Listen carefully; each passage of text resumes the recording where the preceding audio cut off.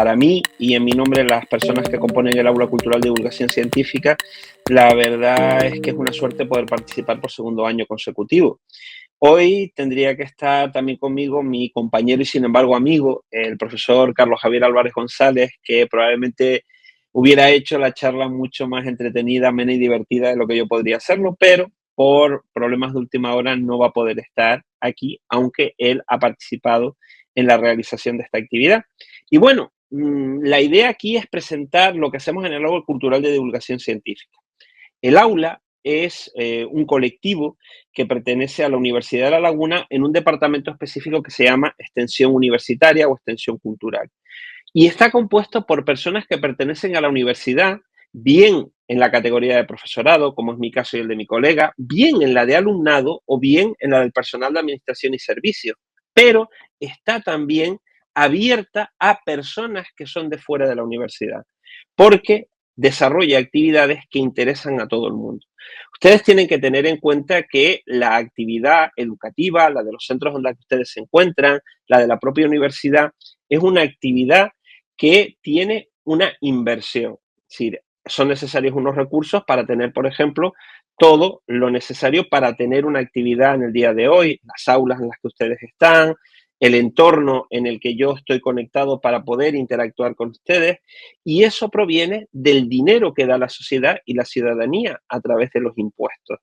Entonces, la función que tienen estas aulas culturales es devolver en contrapartida una parte de la actividad de la universidad a la sociedad. La universidad es una universidad pública, entiendo que los centros en los que ustedes están son centros públicos. ¿Eso qué significa? Que hacen un servicio, que ese servicio no se costea con las matrículas, sino que lo hace en una parte, cuando las hay, y por otra parte es dinero que viene de los impuestos. Entonces, a través del aula cultural de divulgación científica, hacemos a grandes rasgos, dos cosas. Primero, divulgar ciencia. Y segundo, luchar contra las llamadas pseudociencias. ¿Cómo lo planteamos? Bueno, en primer lugar, es fundamental considerar que la ciencia es parte de la cultura. La ciencia es cultura. No existe una distinción entre ciencias y letras, no existe una distinción entre ciencias exactas, humanidades y leyes, sino que todo al final es cultura. Y la ciencia, que son las distintas formas que tenemos para descubrir cómo es el mundo que nos rodea y al mismo tiempo responder a preguntas que nos planteamos constantemente y que la humanidad se ha planteado desde que existe como tal, como quiénes somos, de dónde venimos, a dónde vamos y cómo podemos resolver los problemas que se nos plantean, pues nos lleva a considerar que sin ciencia nuestra vida sería completamente distinta. Por ejemplo, yo, como muchas personas que estarán aquí, pues llevo gafas. ¿Cómo sería mi vida en un mundo donde yo no pudiera llevarlas? ¿Cómo podría sobrevivir si mi visión no es tan exacta y de ella depende, por ejemplo, mi supervivencia para poder distinguir una amenaza de lo que no lo es? Piensen ustedes que todos los aspectos de la tecnología, como puede ser un teléfono móvil, una tableta, un ordenador, una videoconsola, un libro electrónico, son consecuencia del trabajo que se ha desarrollado a lo largo de mucho tiempo en el ámbito de la ciencia. Como van ustedes a ver a lo largo de estas charlas, la actividad científica es una labor colaborativa, cooperativa. A veces la ficción nos da la imagen del científico loco que vive aislado y desarrolla investigaciones de carácter heterodoxo. Por ejemplo, si ustedes han leído Frankenstein, el moderno Prometeo, o alguna de las 1001 adaptaciones al cine o a la televisión, verán ese concepto del científico loco que juega a ser Dios y cómo recibe su consabido castigo por pretender emular a los dioses, como si fuera un moderno Prometeo. Entonces, en la práctica, la ciencia es algo mucho más cercano.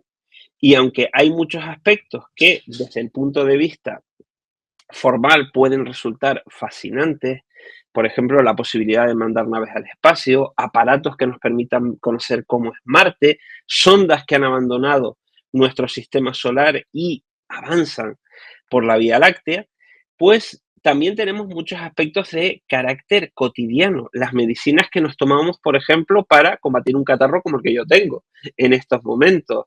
los vehículos que nos permiten transportarnos a casa, a nuestro instituto, a ir de paseo, los aviones que nos conectan, por ejemplo, entre las islas, viendo que hay aquí personas que están en centros que están en otras islas como La Palma, pues la ciencia está constantemente a nuestro alrededor y sobre todo los aspectos prácticos que nos da la tecnología. Por eso, específicamente, la divulgación científica lo que hace es acercar la ciencia a las personas, a los colectivos, y plantear esa respuesta a preguntas que pueden ir desde lo más clásico, ¿por qué los aviones vuelan? A por qué se conectan los ordenadores, cómo es posible que ahora en este momento yo esté en un despacho y ustedes estén en otra parte y podamos tener una reunión en directo. Pues es muy importante la divulgación porque permite hasta cierto punto que la ciencia sea democrática, porque si nosotros no comprendemos cómo funcionan las cosas que utilizamos, el día que no funcionen, no vamos a saber resolverlas.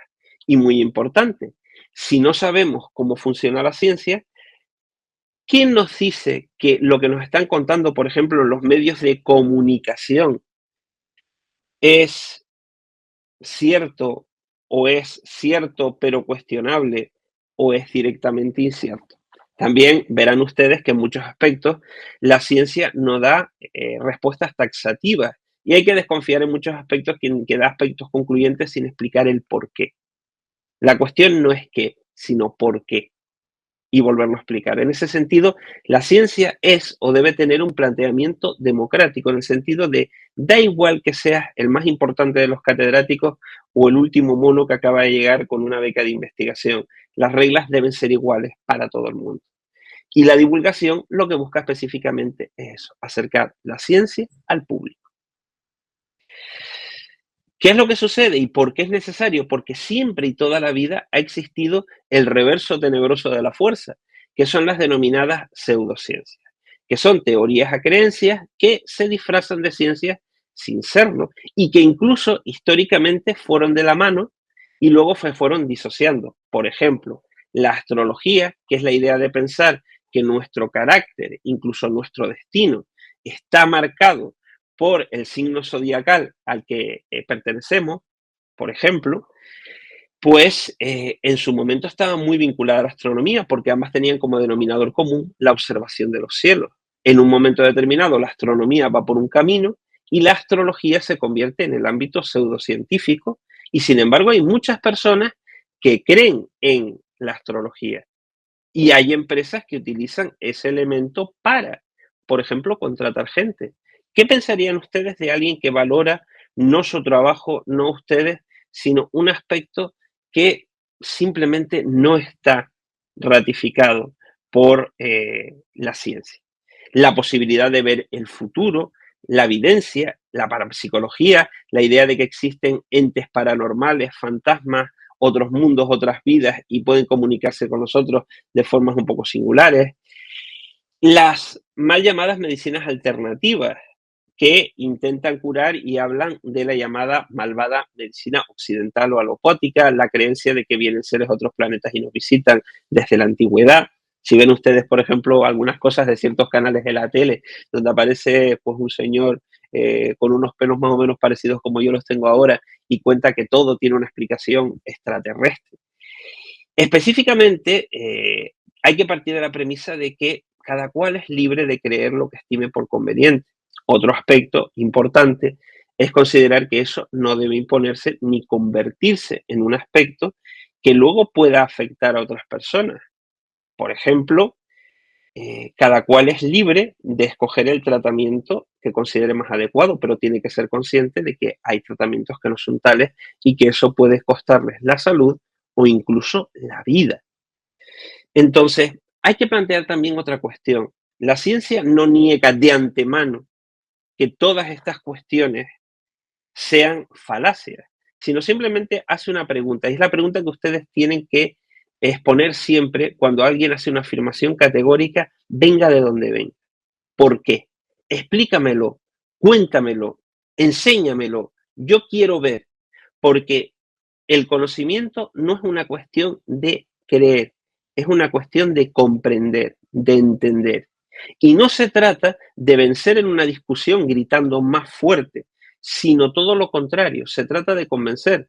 También hay un problema importante cuando en ciertos ámbitos, en épocas relativamente recientes, durante la pandemia del coronavirus, o en ciertos ámbitos donde hay personas que creen que la Tierra es plana, pues existe la tendencia también a burlarlas como se burla uno del tonto del pueblo. Y eso también es un error. Desde el momento en que tu argumento pasa por reírte de la otra persona, por burlarte de ella, por minusvalorarla, has perdido, aunque tengas los conocimientos de tu mano. Entonces, el planteamiento siempre es que a día de hoy, una ciencia o el conocimiento que tenemos está sometido siempre a debate y a pruebas. Y si una máxima encuentra una serie de hechos que la ponen en cuestión, tenemos que debatir. Y eso se plantea igual para todas partes. Por eso, o de ahí, que al final acabemos derivando a ciertos aspectos y los califiquemos como pseudocientíficos, porque hoy día, o en este momento, o hasta este momento, no han probado nada. ¿Por qué pueden ser peligrosas? Porque tienen un aspecto muy seductor. Piensen que la parapsicología plantea la idea de que podemos comunicarnos con la gente que ya no está entre nosotros, que hay otra vida más allá de esta. ¿No es tentador poder volver a hablar con esa persona que era nuestra amiga, nuestro pariente y que falleció? Pues ahí existe ese elemento. No el planteamiento en sí del consuelo esperanzador que puede tener, por ejemplo, si ustedes tienen una fe o una convicción religiosa que incluya dentro de su catálogo ese tipo de posibilidad, sino el hecho de olvidar la vida presente planteando la vida futura e incluso ser víctima de personas desaprensivas. Muchos aspectos están vinculados al ámbito de nuestro cerebro, de cómo funciona, que es una máquina maravillosa y pese a que se hable mucho de inteligencias artificiales, no ha podido ser replicada. Y es lo que nos lleva incluso por nuestras cuestiones de observación e incluso por cierto anhelo a creer en ciertas cuestiones de premonición, a creer en los horóscopos. Hay muchas técnicas para que eso sea viable. Mi compañero Carlos lo hubiera explicado muchísimo mejor porque tiene muchísima experiencia en la materia. Y también incluso creer que ciertas terapias funcionan, incluso aunque nosotros tengamos conocimiento e información que nos indicaría todo lo contrario. Cuando la medicina te ha desahuciado, es tentador creer en esas alternativas. ¿Por qué? Porque te agarras a un clavo ardiente. Y dado que la alternativa que te dan es la muerte, cualquier esperanza, por vana que pueda parecer, sigue siendo válida. ¿Qué es lo que hacemos en el aula de divulgación científica? Pues miren, algo como lo que se ha planteado hoy, sacar la ciencia de las aulas de la universidad y llevarla a la sociedad. Por ejemplo, una de nuestras actividades suele ser las visitas a colegios e institutos para contar con más detalle este tipo de historias. Y si desde los centros que están conectados pues tienen interés, pues yo creo que si a la compañera Yaisa no le importa, pues pueden facilitarles nuestro contacto y nosotros estamos muy en contentos de colaborar porque es nuestra obligación. ¿Qué otras cosas planteamos? El debate con la ciudadanía, porque la discusión es siempre sana, la discusión argumentada, debatida, respetuosa, educada, sin faltar al respeto, valga la redundancia. Y de hecho, pues hemos organizado varios debates siempre fuera de la universidad e incluso charlas que siempre iban seguidas con debate. Y también recoger en las aulas todas aquellas cuitas que ustedes puedan tener como parte de la sociedad. Incluso plantear cuestiones como, ¿esto puede ser verdad? ¿Esto cura? ¿Esto es peligroso? Cuando me hablan de, por ejemplo, la acción humana en el cambio climático, ¿de qué están hablando? Cuando me dicen que, o cuando oigo a esta persona en la que yo confío, que cierto tipo de tratamientos contra cierto tipo de enfermedades pueden tener efectos secundarios y son peligrosas, ¿qué debo decir? ¿Dónde puedo buscar? ¿Qué debo responder? Aquí tienen algunas de las actividades que se pueden desarrollar, que desarrollamos. Por ejemplo, Escépticos en el Pub es un ciclo de conferencias que estamos desarrollando desde el año 2011 y que ya va por 111 conferencias, en la cual emunamos cómo se difundía la ciencia en el siglo XVII, en las tabernas. Entonces son charlas de todo tipo, de carácter informal, pues con investigadores veteranos, pero también con mucha gente joven, de los temas más variados, que van, por ejemplo, desde una charla que ha hecho mi compañero Carlos sobre la parapsicología, hasta otra que ha hecho una compañera justo el viernes pasado sobre cómo hablar en público para divulgar ciencia. Luego, por ejemplo, aquí tenemos la historia de una investigación sobre un fenómeno paranormal, el fantasma de Catalina en el Palacio, en la Casa de Ercaro, en La Laguna, donde intentamos hacer una aproximación científica para ver si cabía la posibilidad de que hubiera un espíritu del más allá comunicándose en el más acá, o sin embargo, si todas esas fenómenos de cambios de temperatura, de corrientes de ruido, tenían una explicación lógica que no implicara aspectos de naturaleza paranormal. Luego tenemos un programa de radio que está en proceso de conversión a podcast que se llama Autopista a la Ciencia, la obra de la CDC, que ustedes pueden encontrar en iVoox, en el canal de Radio Campus, en la emisora de la Universidad de La Laguna, y luego nuestro curso para enseñar a divulgar ciencia. Esta es la banderola de la primera edición. Hay otra de una segunda edición que tuvo lugar hace un par de semanas y en la cual pues intentamos también dar recursos, dar habilidades a la gente para hacer comunicación de sus resultados. Y esto, a grandes rasgos, era lo que tenía que plantearles. Quedan 8 minutos. No sé si corresponde en este momento hacer algún tipo de pregunta o lo que sea, con lo cual cedo la palabra a mi compañera que está en los controles y me quedo a su disposición. Muchas gracias. Vale, pues como ha dicho Luis Javier, vamos a proceder a las preguntas que tengan que facilitar. Levanten así la manita de la videollamada y seguimos un orden.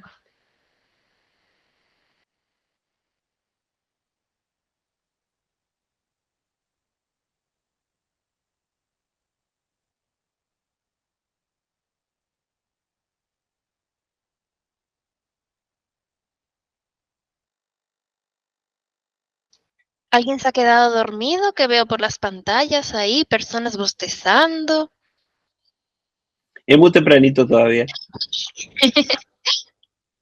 De todas maneras, si ustedes tienen interés en ver qué es lo que se hace, más que en la forma en la que yo pueda contarlo, en el canal de YouTube de Radio Campus y en el canal de iVoox, por ejemplo, tienen una lista que se llama Escépticos en el Pub en Tenerife y pueden encontrar en audio y en vídeo algunas de nuestras charlas.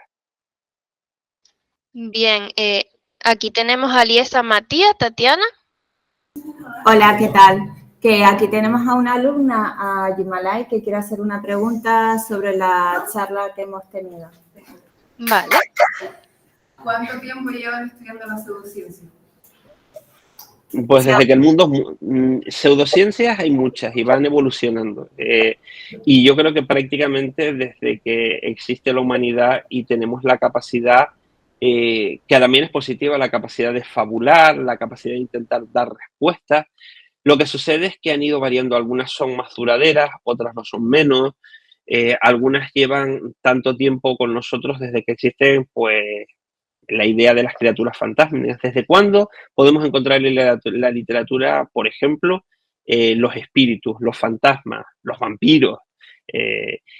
Otras son más recientes, por ejemplo, la homeopatía, por citar una de las pseudomedicinas más potentes, incluso que ha tenido reconocimiento en el pasado por parte de los colegios profesionales, pues arranca con una serie de observaciones que hizo un señor de cuyo nombre no puedo acordarme en el siglo XVIII y que hablaba de la memoria del agua y que si tú diluías cierta cantidad en agua, pues ese agua adquiría las propiedades y se convertía en algo muy poderoso.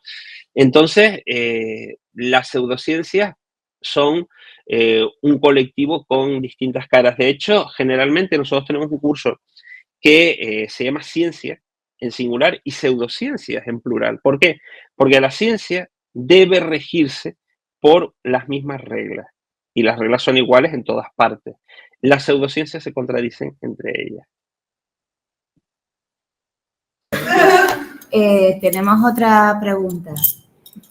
¿Cómo podemos identificar la desinformación en las redes sociales? ¿Soy yo? Esa es una pregunta, sí, y es una pregunta muy buena. Pues, en primer lugar, yendo más allá de las propias redes sociales. Es decir, hay una afirmación. ¿Qué cuesta a alguien hacer una afirmación en una red social? Facebook, Twitter, LinkedIn, Instagram, Twitch, YouTube, Evox son también redes sociales. Cuesta absolutamente nada. Entonces, lo que hay que hacer es cuando encontramos una afirmación y esa afirmación nos resulta extraordinaria, es demandar pruebas extraordinarias. Bien a la persona que la hace decir, bueno, ¿y esto? Pero como también las redes sociales suelen ser a veces un ambiente un tanto malsano y cuando alguien hace la pregunta, lo que se suele encontrar es una serie de comentarios principalmente desagradables, la cuestión es buscar la afirmación y empezar a rastrearla, buscar en otras fuentes. Por ejemplo, dentro de la misma Internet, fuera de las redes sociales, pero también en fuentes que han pasado por un control de calidad. Por ejemplo, libros, por ejemplo, revistas, por ejemplo, personas, por ejemplo, en el ámbito de los institutos, profesorado que tenga relación con la materia y pueda buscarles información, explicarles, incluso aconsejarles e incluso encontrar algún tipo de contenido. La primera premisa para identificar un bulo es buscar información alternativa y no quedarse con ese primer planteamiento. Porque en muchos aspectos, además, los bulos pueden ser más sutiles. Por ejemplo, antes, en el ámbito del periodismo, se consideraba que en el titular y en el segundo titular de una noticia tú tenías que dar una información que captara y que al mismo tiempo permitiera conocer de qué se va a hablar si yo quiero leer. Ahora en muchos casos nos encontramos con que esos titulares lo que mueven es a pulsar porque esa visita en el medio digital ya da un rendimiento. Es el famoso clickbait que hablan los anglosajones. Entonces la regla es siempre preguntar, cuestionar, buscar. Y cuanto más sepan ustedes sobre un mismo tema, más difícil va a ser que a ustedes les den gato por liebre.